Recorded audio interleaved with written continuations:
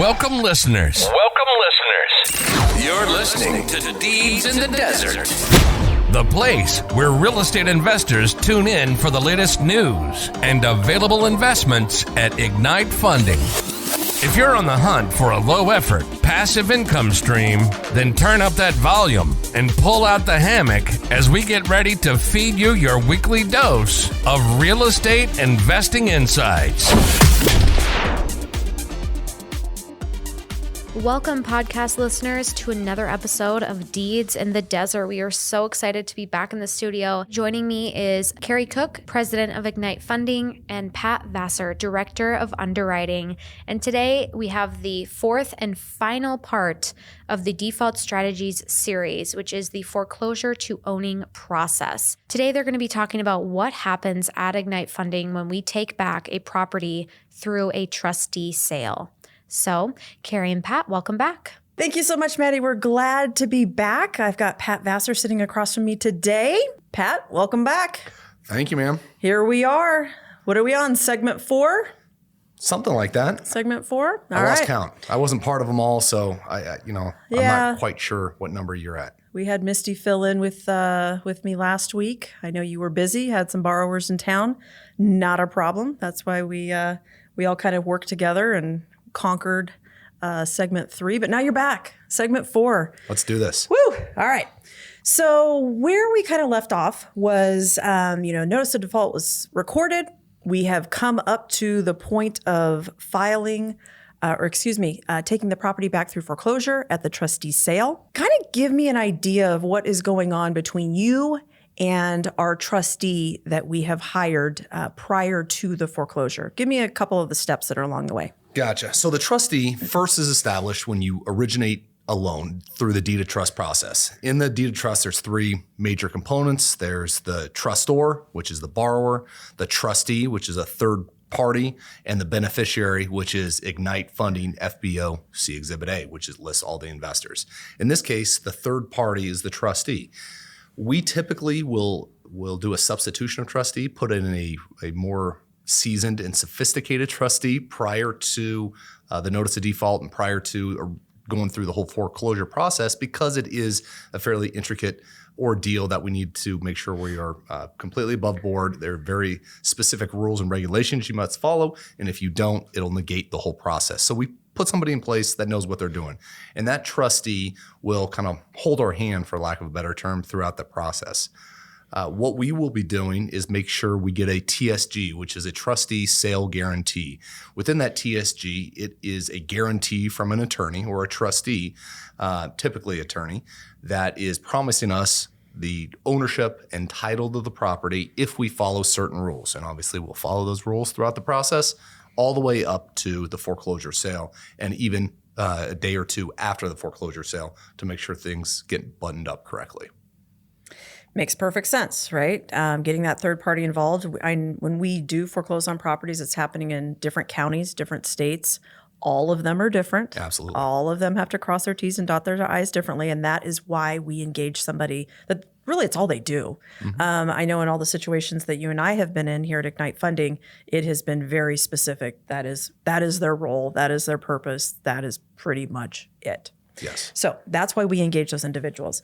Let's talk about, leading up to the foreclosure. We've been to a few, but not very many. Right. And I'm kind of proud to say that we haven't been very many, right? So obviously you're doing something right, Pat. Good job. First compliment I got all year. Woohoo! No, but realistically, we haven't been involved in a whole lot of these. But leading up to that, there is something that you and I talk about, and it pertains to the bid amount. Let's talk about the bid amount. How do we come to the conclusion of what our starting bid will be? And, how do we get to what we will accept as far as, hey, throw the gavel, we're taking the deal, we're walking out of here? Yeah, and so those bid instructions we give to the trustee leading up to the foreclosure sale, usually, maybe 3 to 7 days prior to the foreclosure sale, so they have an understanding of what we want. The minimum bid can be whatever you want it to be, $1, 1 cent, 0. You can put in whatever you want. The max bid you can put in is the total amount you are owed plus penalties, interest, late fees, everything in the kitchen sink. You can throw it in there. The max dollar amount you can charge the borrower through that day, through the foreclosure day, is your max bid. But it doesn't have to be. Your max bid is what you want it to be, because if somebody bids more than your max bid, you won't become the owner of the property. In all intents and purposes, you sell the property for that dollar amount at the foreclosure sale. So there are instances in which you wouldn't want to bid the most you can. Maybe it's a property that you don't think you're going to be able to add any value. You're not going to be able to sell it on the open market for any more than you would on the trustee's foreclosure sale. And so you're willing to take a little bit of a haircut just to get out of the deal. That usually doesn't happen, but it's possible. Many banks do that just because they don't want to own the property. They'd rather just sell it right there and be done and over with it. In our case, we typically don't do that. Very rarely would we do that. And most of the time, we will set up instructions in which will put us over what we believe the max bid that a third party would offer would be. It won't be more than we are owed, obviously, because we're not allowed to do that, but it will be more than anybody we believe is willing to pay. The art part comes in the form of, depending on the county you're in, your max bid sets the market price of the property that day. And if you have a personal guarantee and you're going after a deficiency judgment, you want that to be as low as possible. You want it to sell for $1, because if they owe you $1 million, that difference between the dollar you bought it for and the $1 million you owed or are owed is the deficiency, and therefore that's the amount you can go after the borrower.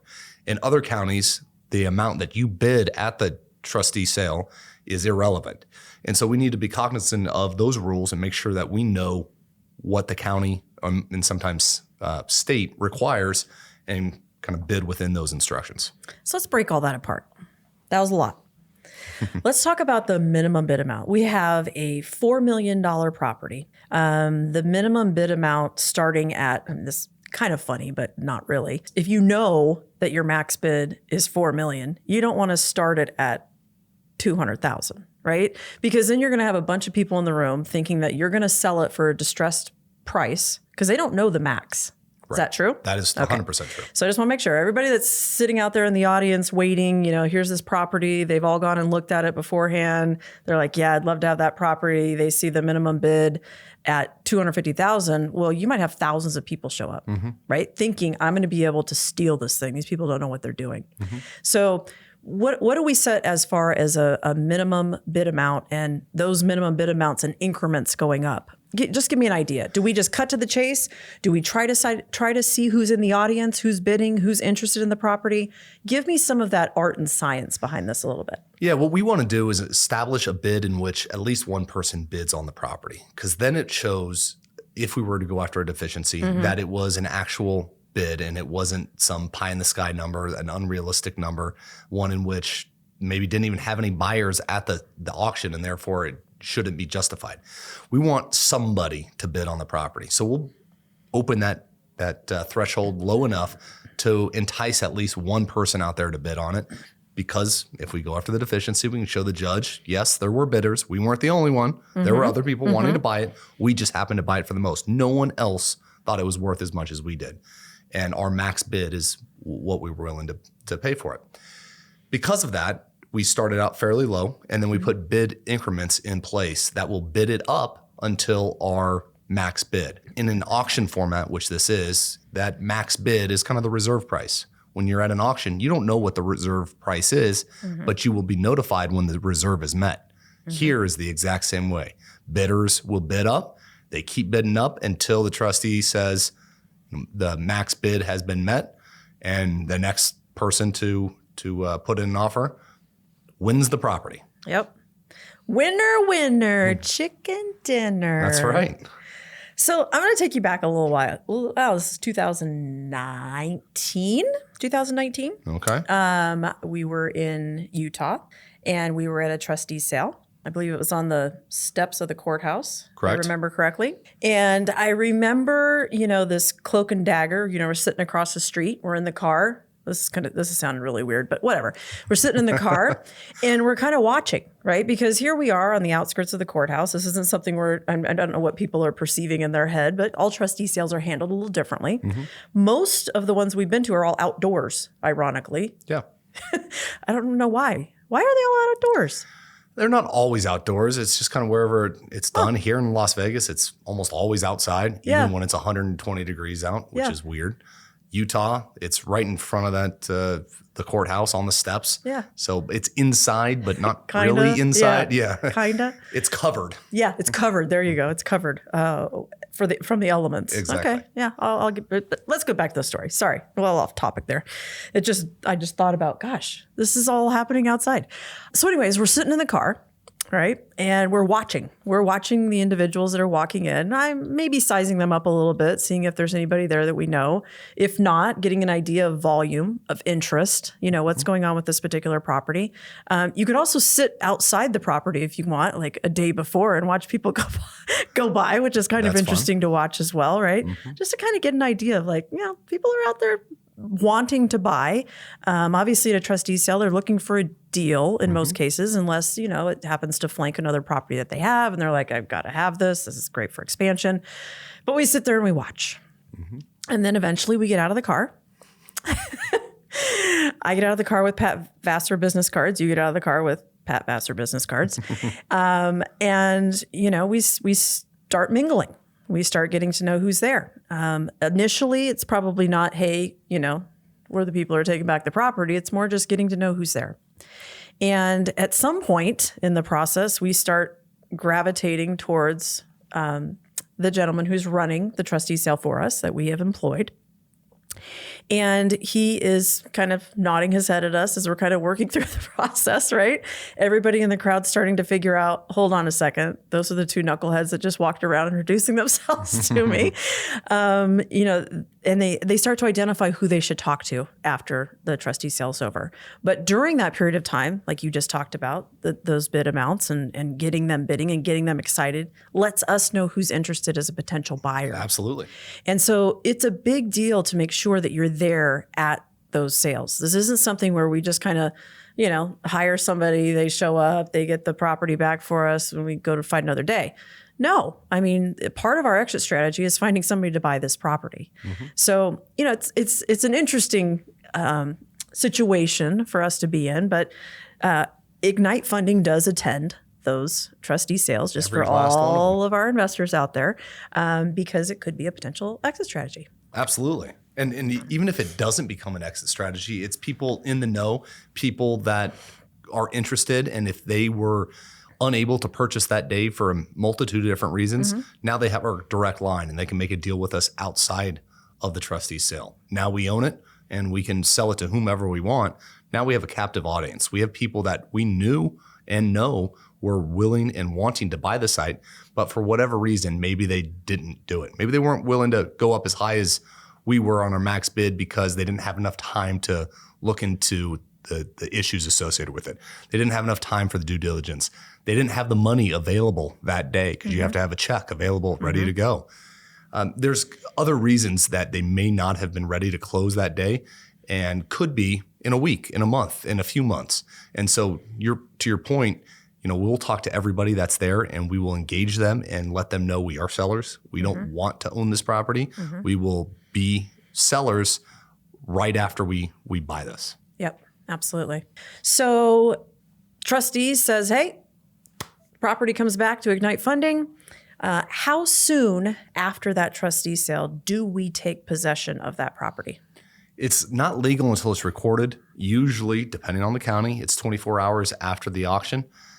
During that period, the borrower could still bankrupt the entity. There could be other liens that pop into place. There could be other issues that arise. So I usually don't sigh a breath of relief until 24 hours after the trustee sale, at which point we have a recorded deed of reconveyance of a trustee selling the property back to us because we were the highest bidder. Yep. Okay. So have we ever been in a situation where we're at one of these sales and something changes last minute? Absolutely. There's been a few times. One time we went to the property right before we were to foreclose and found running water running through it. A pipe had burst that we were unaware of. It happened that morning of the sale. And, that changes what that property's worth instantly. Another time we were going to foreclose on the property and the borrower paid it off within an hour, probably within 10 minutes of our auction, of our trustee sale. So yes, things can happen. Things do happen. And they're all things that we can't necessarily control and cannot predict. I don't know if a borrower is going to pay it off. I don't know that the pipe's going to burst at the property the day of the foreclosure sale. These are all things that, we really don't know until we witness it, which is the reason, to your point, that we attend the auction and we will look at the property before going to the auction just to make sure it's what we thought it was since we were last there, which is usually just a few months prior. Can I tell a story about that house, the water? Sure. I'll never forget this. So Pat and I pull up into this cute little community. It's in a cul-de-sac. I believe it was winter. Definitely. And I also believe there was a scooter that Pat Vassar jumped on. Probably was one of the kids in the neighborhood. I mean, come on, guys. We're in a car for 12, 14, 16 hours some days, right? So you got to have a little levity here. Jumps on the scooter. He's all excited. He's going to drive this scooter right into the partially completed home. Drive this scooter right up into the garage, which there wasn't one at the time, right? So we're just driving right in the garage. And I said, Pat, do you hear that? And he's like, what? And I'm like, there's running water. And we both looked at each other like, oh shit. That was right. I mean, we both looked at each other like, this cannot be a good thing. So we get into the house and it was not a good thing. There was water coming from just about every crevice in the ceiling. We were downstairs now. And we quickly realized that the water was coming from upstairs, obviously, because it's coming through the ceiling. And the stairs at the time were still wood, right? And we have no idea how long this water has been sitting there. So in true Pat Vassar fashion, he says, I'll go up the stairs after you, Carrie. I proceed to head up the stairs first, as any good boss would do, right? Sure. Paving the way for my employee. And we get upstairs and somebody had plugged the bathtub and started the water. And we had no idea at that point how long it had been running, but it was not a good situation. It definitely was not a good situation to be in. And it did change our max bid on that property of what we were willing to accept, because Pat and I both, could quickly calculate what those costs were going to look like, especially given the fact that we had really no idea how long that water had been running. And the structural integrity obviously had been compromised to some degree. So a funny story, not a funny story, but you just have those moments where you're like, oh no. So an unfortunate situation, but we got out of that one. It took a little while. That one was challenging because there was a lot of remediation that needed to be completed in order for us to eventually, sell that property. So we had that one for a while. We did, but one of the good things is we also had insurance on the property, right? And that insurance kicked in and paid for a vast majority, actually paid for all of those issues to get it remedied. So although it did take more time, one of the insurance policies we have for protecting our investors is actual insurance, property insurance for these unfortunate situations.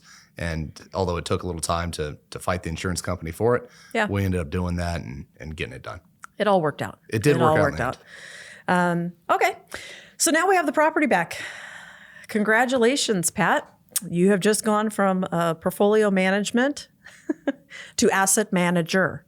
Kind of give me an idea, those first couple weeks to month, what is going on? And we alluded a little bit on the last time we talked about the fact that even though we're going through that notice of default period where the borrower has to cure, that we're always looking for that exit strategy, what that's going to look like. But we really can't implement any strategies until we actually own the property. So just, as we kind of close out this segment, kind of give us an idea of what is happening once you have that property back. How quickly are we moving? What are we doing? What are we assessing, et cetera? It really has already started. The format of becoming a property owner happens when we get that trustee sale guarantee and it's recorded against the property, at which point we are now managers of an LLC that the investors own and are owners of that property. So our role, as you said, goes from portfolio manager to an asset manager. We own that asset on behalf of the investors and now can do everything with it that we so choose, so long as the investors approve it. One of those things they approve us to do is find a buyer and find it now. So we have already begun that process, but not too much overtly because we don't own it until that point in time we get the trustee sale guarantee or trustee sale. Once we get that and it's recorded against the property, we own it and we can market it for sale. And that's exactly what we do. We will 9 times out of 10 already have a broker in place to list the property, or we will have somebody in place to manage it for us if it's already rented and a cash flowing asset. But there will already be somebody in place to take it over virtually immediately upon our ownership. And at that point in time, you act just like every other owner and you need to secure the property. You need to make sure it does not deteriorate in value and you need to protect what you have. And in some cases, add value to it, whether if it's like this house you described, we need to remedy the issues there to make sure we can sell it for the most we can. Other times there'll be small issues with a partially completed home, let's say. We'll have to make that decision whether or not to finish the asset to bring it up to its full sales potential or just sell it as is. And we will do that. And we will enlist other third parties to sell the property on our behalf. You talked a little bit about us taking the property back through a special purpose entity or an LLC. And we haven't really touched on that throughout this segment. So just briefly, I'm going to back up and make sure that investors understand that as we are nearing the foreclosure date and pretty much within a couple of weeks, right? Because again, borrowers can come to the table last minute. Last thing we want to do is add cost. So I will wait very close to the period of time that we are foreclosing, and we will create a special purpose entity unique to that property that the investors, the Exhibit A on the trustee as listing all the exhibits, they will be taken in, that exact same exhibit will be taken in as pro rata membership ownership of that LLC, and that LLC then, all of those members, become a voting population. Now, the difference between when we are requesting a ballot for approval from investors of 51%, there is a difference once we own the property. It does ratchet up to 75%. The reason it does is because at that point, now we're playing with, we're selling. Now there's a little bit more to, what price are you going to accept? And sometimes when we hold properties for an extended period of time, we're unable to sell them. There comes a point where investors become, I don't want to say desperate, but they're tired, right? They're ready to move the property. So although initially we may not be providing you with offers that are 10 cents on the dollar, if we hold the property for 3 years, 10 cents on the dollar may seem like, a direction you want to go in. We want to make sure that we increase the majority from 51% to 75%, because obviously there could be some risk factors of loss in there. I'm not saying that's the norm. I'm just saying that we feel that in those situations, since we are determining a final determination on the return of capital, if it's anything less than 100%, we will come to the investors, we will ballot similar to the same situation we do for a notice of default, but we will require a higher percentage of investors to respond back to us for us to take direction on that. So same rules apply there. Anything over 100% of the original capital invested, Ignite Funding does have the authority as the sole manager of that LLC to act on your behalf, anything above that 100%. So just to make sure investors understand the situation that they are in as it pertains to their membership and their ownership in that LLC. So just wanted to clarify that, make sure everybody was aware of how that process works. And then, in our perfect little world, rainbows and unicorns, we'd sell the property. Hopefully we're selling it above, what their original capital amount was. In some cases, we're recouping a little bit more. In some cases, we're not. I mean, it really, truly just depends on, what's going on with that asset, the situation in which we've taken it back through foreclosure, where it's located, timing. I mean, so many variables involved in all of that. But ultimately, the one thing that I think investors need to take away from all of this is we don't just originate loans here. We don't just service loans. We stand behind everything that we do from A to Z. Pat, cradle to grave. There we go, baby. I knew he was going to say it.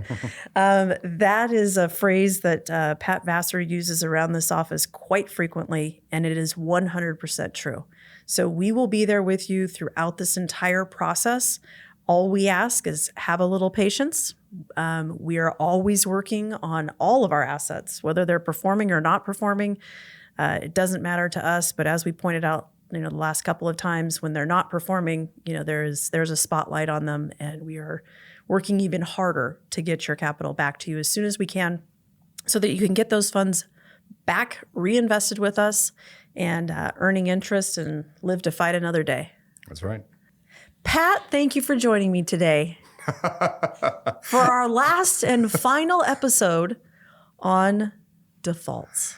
Not the most glamorous of topics, definitely not one that we want to be experts in, one that we have knowledge about, and we don't have too much hands-on experience in, and we hope to keep it that way for the foreseeable future. Amen to that. Thanks for joining us this week on Deeds in the Desert, where short-term investments meet long-term investors. We hope you enjoyed the content so much that you share it with all your friends. Who doesn't like learning about passive fixed income, right? Still hungry for more education? Visit our website at ignitefunding.com. Or if you're ready to take the leap and start investing, give us a call at 702-761-0000 and schedule a free investor consultation.